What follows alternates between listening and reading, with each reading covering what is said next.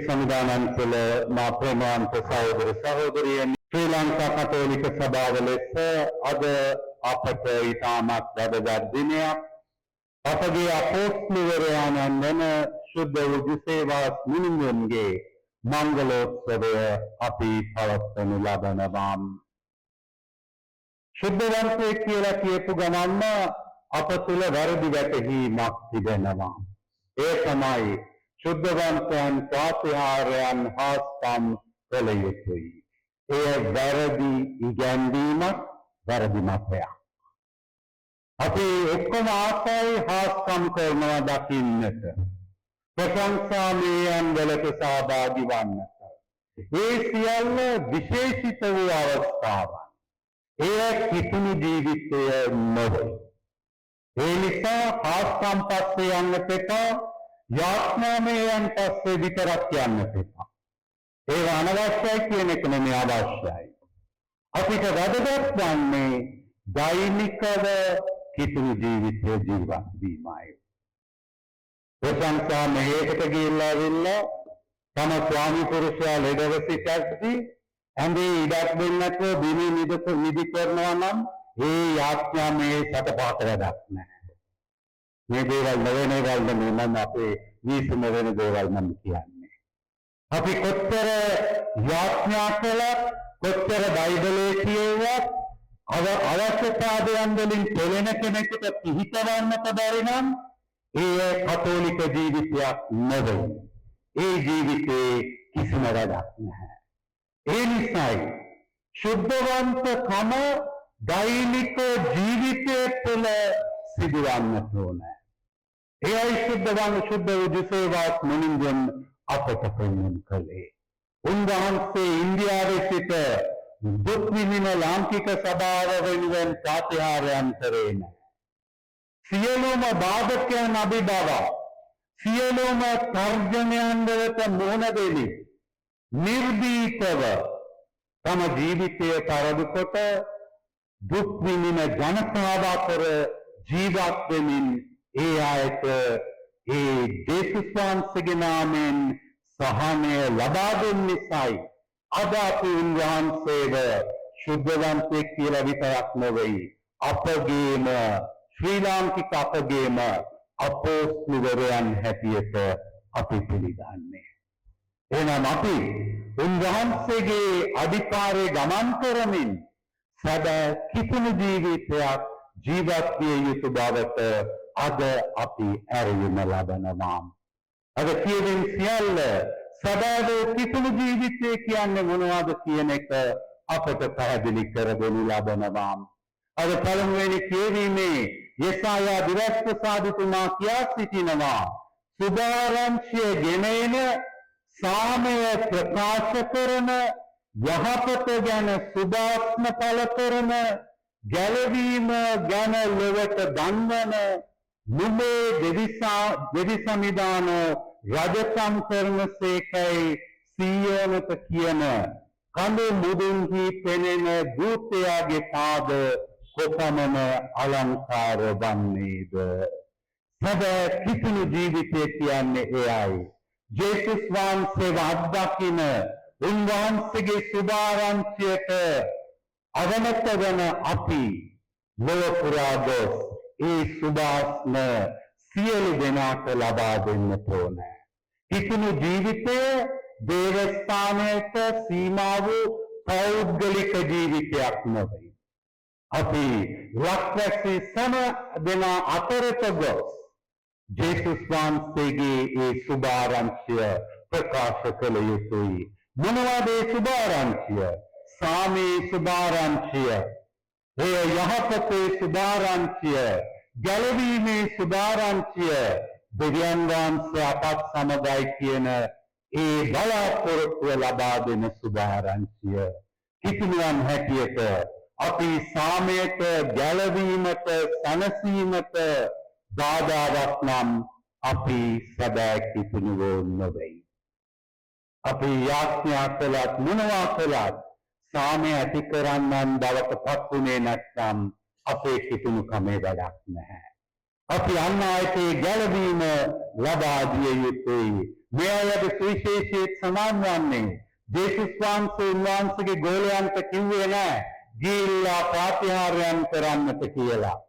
උන්වහන්සේ උන්ට කිව්වේ නෑ යක්ෂයන් දුරු කරන්නට කියලා. උන්වහන්සේ කියන්නේ මොනවද? ලෝකුරාග සකල සත්වයාට සුභාස්ම දේශනා කරන්න. මොනවද සුභාස්ම? ඔබේ දුකේදී ඔබේ වේදනාවේදී දෙවියන් වහන්සේ ඔබ අත්හරින්නේ නැහැ. උන්වහන්සේ ඔබත් සමගයි කියන ඒ සාමී පණිවිඩය ලබා දෙන්න. එයයි කිතුනුකම. ඒ දේ කරද්දී ප්‍රාත්‍යාරයන් ඉබේම සිද්ධ වෙනවා. ඒ දේ කරද්දී දෙවියන් වහන්සේ උන්වහන්සේගේ වචනය ප්‍රාත්‍යාරයන් හාස්කම් තුලින් සහතික කරනවා. ප්‍රේමවන්ත සහෝදර සහෝදරියනි, ලාංකික සභාව දුක් විඳිනවායි කියා ජුසේවස් මුනියන්ගේ සවන්ගත වූ අවස්ථාවේදී උන්වහන්සේ බලබලා හිටියේ නැහැ. දෙවියන් වහන්සේගේ නාමයෙන් උන්වහන්සේ ඉදිරිපත් වුණා. සියලුම තර්ජනයන් හමුවේ මේ ලංකාවට පැමිණෙන්නට. ලංකාවට පෘතුගීසින් කතෝලික ආගම ගෙනාවට ඕලන්දයන් විසින් එය නැතිනාස්ති කරනු ලැබුවා. ඉන්පසුව තනිවම ජුසේවස් මුනිඳුන් අපාසලට පැමිණ කතෝලික සභාවට නව මූලිවරක්, කතෝලික සභාවට නව පණක් ලබා දුන්නා. අපි පිළිපදින මේ කතෝලික විශ්වාසය පෘතුගීසින්ගේ විශ්වාසය නොවේ. ජුසේවස් මුනිඳුන් අපට ලබා දුන් ඒ විශ්වාසයයි. උන්වහන්සේ ලංකාවට එද්දී ලංකාවේ කාවත් හඳුනගෙන හිටියේ නැහැ. ලංකාවේ කොයි ප්‍රදේශයේ මොනවද කියන්නේ කියලා දැනගෙන හිටියේ නැහැ. ලංකාවේ සිංහල භාෂාව තියෙනවා කියලාවත් දැනගෙන හිටියේ නැහැ. දමිළ භාෂාව තියෙනවායි කියලා හිතාගෙනයි දමිළ භාෂාව ඉගෙන ගත්තේ ඉන්දියාවේ ඉන්න කාලේ. උන්වහන්සේ දැනගෙන හිටියා ඕලන්දවරුන්ට හවුනොත් උන්වහන්සේගේ ජීවිතය පූජා කරන්නට සිද්ධ වෙනවායි කියා.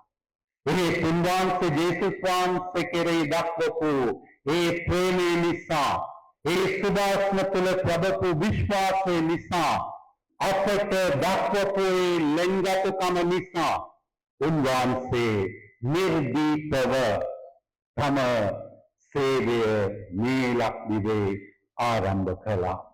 උන්වහන්සේ නිර්භීතව සමතන්ටම ගියේ පාද කෙනෙක් හැටියට ඇඳගෙන නොවේ. කුලිකරුවෙක්, හිඟන්නෙක්, වෙලෙන්දෙක් නොයෙකුත් විදිහේ වෙස් බලාගෙනයි ජනතාව අතරට ගියේ. උන්වහන්සේට අවශ්‍ය වුණේ ඒ විශ්වාසය තර කරන්නට, විශ්වාසය තුළ ජනතාව ජීවත් කරවන්නට. එහෙම කරද්දී තමයි උන්වහන්සේ මානුවරදී හිරාදැස්සියට ගනු ලබන්නේ. හිරගෙදර මුල්ලකට වෙලා අඬා වැළපුණේ නැහැ. දෙවියන් වහන්සේට දොස් කිව්වේ නැහැ. එහිදී තමයි සිංහල භාෂාව ඉගෙන ගන්නේ.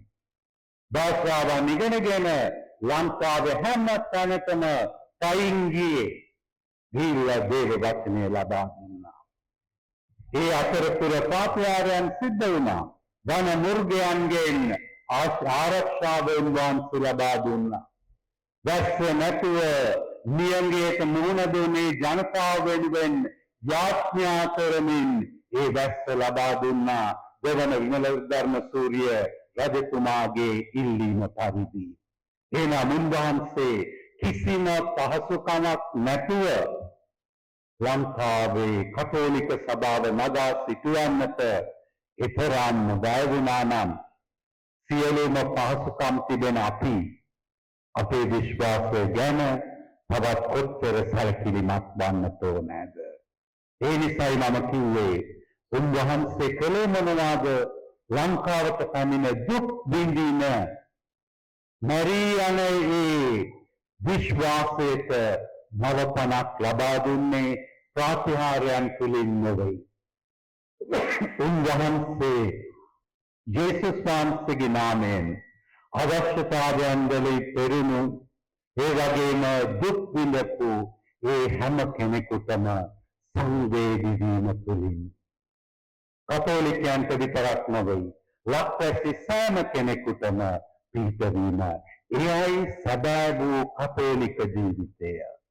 කතෝලික ජීවිතය කියන්නේ යාඥාවට පමණක් සීමා වූ ජීවිතයක් නොවේ. බයිබලය කටපාඩම් කිරීමේ ජීවිතයක් නොවේ. අපි අපේ විශ්වාසය අපි ජීවත් වන්නට ඕන අපේ ජීවිතය තුළින් පෙන්වන්න කරන්නට ඕන.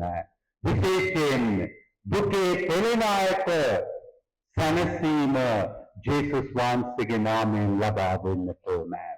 මා ප්‍රේමවන්ත සහෝදර සහෝදරියනි, ජේසුස් වහන්සේ දුක් විඳේ අපව ජීවත් කරවන්නටයි. එයයි අපේ විශ්වාසය, එයයි අපගේ කිතුණු ජීවිතය. උන්වහන්සේෙන් අපේ දුකේදී අපි අන් අයට පිහිට විය යුතුයි. අද දෙවනි කියවීමේ ලස්සන දෙයක් සිද්ධ වෙනවා. පාවුලතුමා වසර 3ක් තිස්සේ එපීසි නගරයේ ඒ ජනතාවට සේවය කරමින් ඔවුන්ගෙන් සමුගෙන යන මේ අවස්ථාවේදී එතුමා කියා සිටිනවා, මම ඔබ කිසිම කෙනෙකුට බරක් වුණේ නැහැ.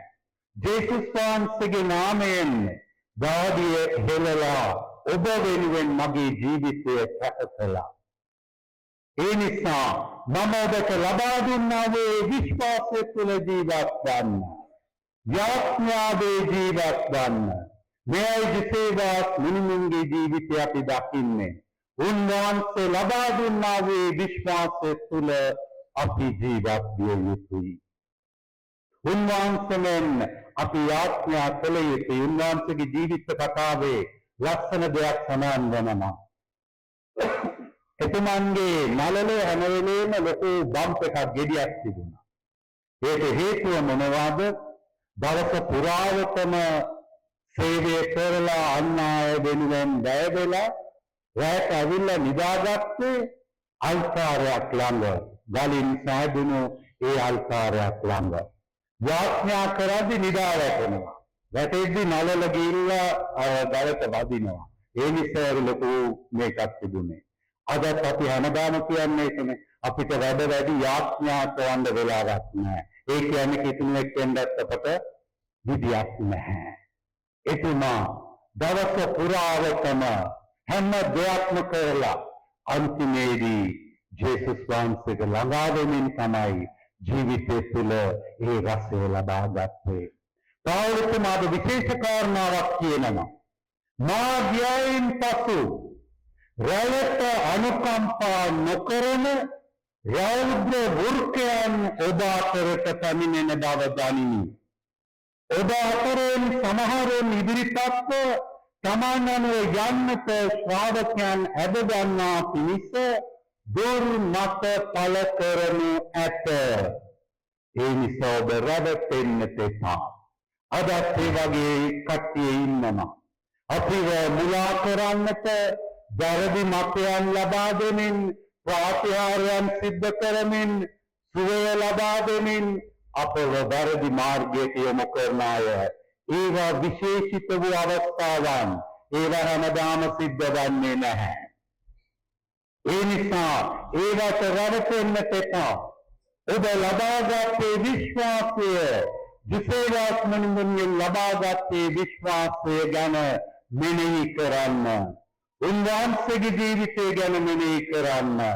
දෙවියන් වහන්සේට ලංවන්න, එකිනෙකාට ලංවන්න, ජීවිතය ජය ගන්න.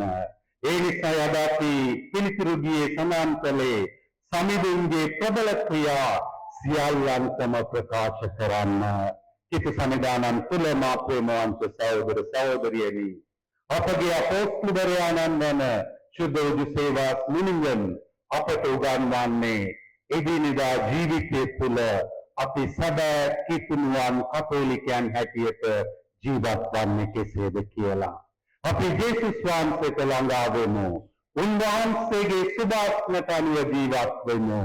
අප ජීවත් වන සමාජයේ හැම කෙනෙකුටම උන්වහන්සේගේ නාමයෙන් සැනසීමද සමාදානයේද ජීවනයේද අපි ලබා දෙන්නට තත් කරමු. එවැනි ජීවිතයක් ජීවත් වන්නට අප වෙනුවෙන් මැදිහත් වන්නට කියා අප අපොස්තලවරයන්ගෙන් ඉල්ලා සිටිමු. ඒ වෙනුවෙන් අපි යාඥා කරමු.